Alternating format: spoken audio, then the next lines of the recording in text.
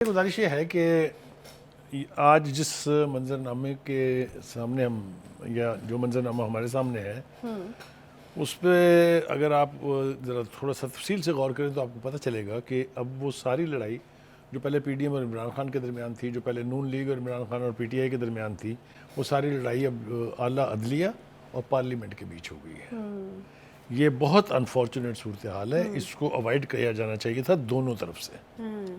لیکن مجھے یوں لگتا ہے کہ نہ صرف یہ کہ کوئی کوشش نہیں ہو رہی ہے، مجھے فوری طور پر یہ اونٹ کسی کروٹ بیٹھتا بھی دکھائی نہیں دے رہا۔ خیال یہ تھا کہ نظریہ ضرورت جو ہے وہ دفن ہو چکا ہے، لیکن اب یوں لگ رہا ہے کہ اس کا دوسرا جنم جو ہے وہ ہو گیا ہے، اور یہ پہلے والے سے بھی زیادہ خطرناک ہوگا۔ وہ خان صاحب کہتے تھے نا، میں حکومت میں تو خطرناک ہوں ہی، میں حکومت سے نکلوں گا تو اور خطرناک ہو جاؤں گا۔ تو میرے خیال سے نظریہ ضرورت جو ہے یہ اپنی تمام تر خطرناکی کے ساتھ اس وقت آپریٹ کر رہا ہے۔ اچھا،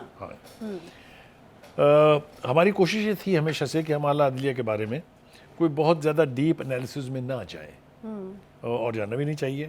لیکن اب جس قسم کے فیصلے ہو رہے ہیں اور جس قسم کے فیصلوں کو چیلنج کیا جا رہا ہے، میرے خیال سے اس کے اوپر بات کرنے کی اب ضرورت ہے۔ دیکھیے، جو ریزولوشن پاس ہوئی ہے اس کی بات کرنے سے پہلے ہم ذرا تھوڑا سا پیچھے جاتے ہیں، جب یہ فیصلہ ہوا تھا کہ جوڈیشری اور ایگزیکٹوز علیحدہ ہو جائیں گی۔ یاد ہے آپ کو کتنی تگ و دو کے بعد، کتنی لمبی طویل سٹرگل کے بعد یہ فیصلہ ہوا تھا to separate the judiciary from executive.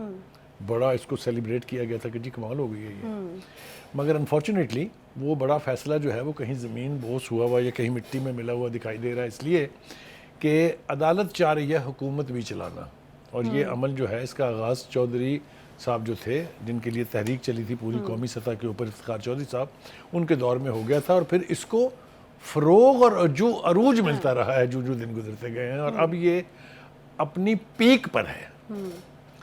Iftikhar Chaudhry صاحب نے بھی بہت سارے ایسے فیصلے کیے، ثاقب نثار صاحب نے اس سے زیادہ خوفناک فیصلے کیے، گلزار صاحب نے بھی کوئی کسر نہیں چھوڑی، پھر اس کے بعد آصف سعید کھوسہ نے کوئی کسر نہیں چھوڑی، اور پہنچتے پہنچتے بات اب فتح محمد عمر عطا بندیال صاحب تک آ گئی ہے، اور وہ بھی کوشش کر رہے ہیں کہ کوئی کسر نہ چھوڑ کے جائیں۔ یہ میں بڑی ذمہ دارانہ گفتگو کر رہا ہوں اس وقت۔ میرے خیال سے ہمیں عدالت سے زیادہ توقع رکھنی چاہیے، پارلیمنٹیرین سے بھی، کہ وہ کچھ ایسے فیصلے کریں یا کچھ ایسے پریسیڈنٹ چھوڑ کے جائیں کہ آنے والے دنوں میں ان کے فیصلوں کی نہ صرف تعریف کی جائے بلکہ پریسیڈنٹ کے طور پہ انہیں استعمال کیا جائے۔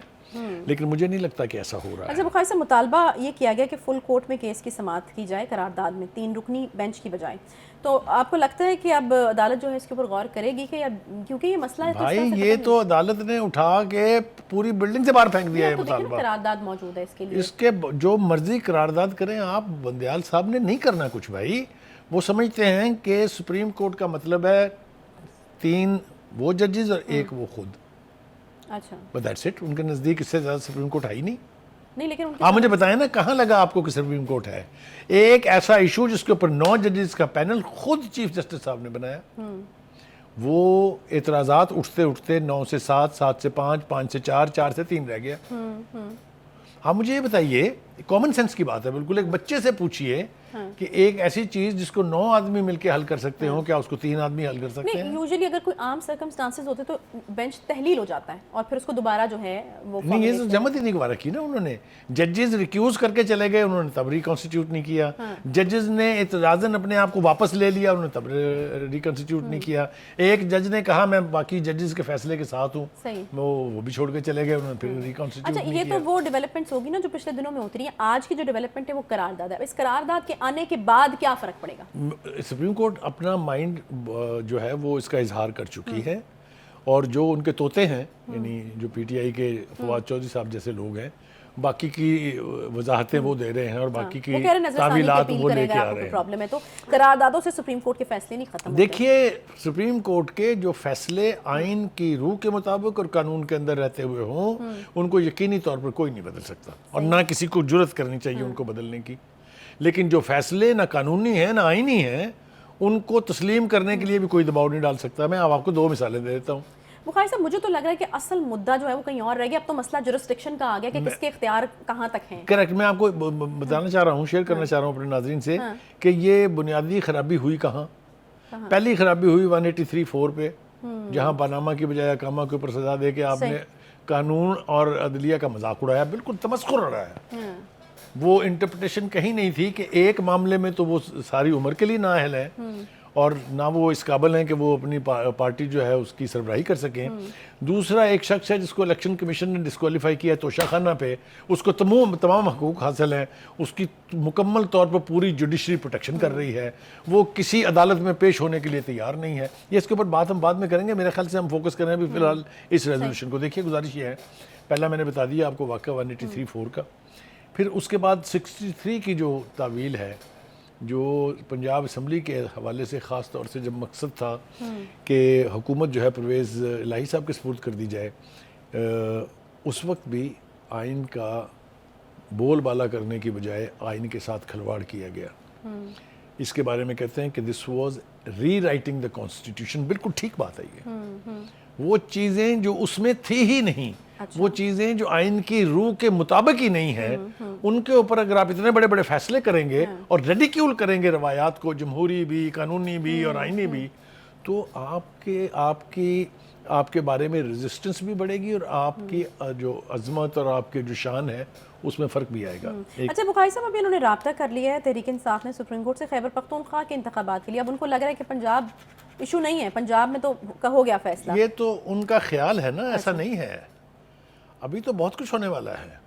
یہ پارلیمنٹ کی ریزولوشن کی آپ بات کر رہے ہیں، ابھی کل انہوں نے پرائم منسٹر صاحب نے بلا لیا ہے اجلاس نیشنل سیکیورٹی کمیٹی کا، اچھا، جس میں پوری آرمڈ فورسز کی لیڈرشپ جو ہے، ایلیٹ جس کو کہتے ہیں، وہ موجود ہوں گے، جو سیاسی ایلیٹ ہے وہ بھی موجود ہوگی۔ تو اس میں نہیں اعتماد میں لیا جائے گا ان کو۔ دیکھیے اس وقت حکومت کوئی فیصلہ یا کوئی قدم ایسا نہیں اٹھانا چاہ رہی جس کے اوپر کل کو کوئی بھی سٹیک ہولڈر کہے کہ جی ہمیں تو آپ نے بتایا ہی نہیں تھا، ہم تو اس کا حصہ ہی نہیں تھے۔ میرے خیال سے it's a very wise move.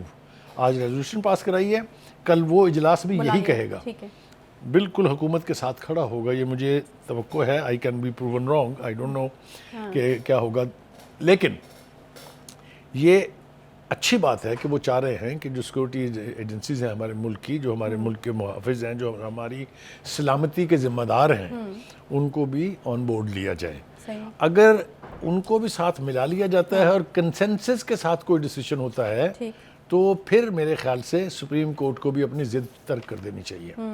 یہ تاثر قائم ہو رہا ہے کہ ان کے فیصلے صرف ایک شخص کو راضی خوش کرنے کے لیے اور اس کے بینیفٹ کے لیے ہیں۔ یہ تاثر بھی کسی صورت ملک کی اعلیٰ عدلیہ کے لیے ٹھیک نہیں ہے۔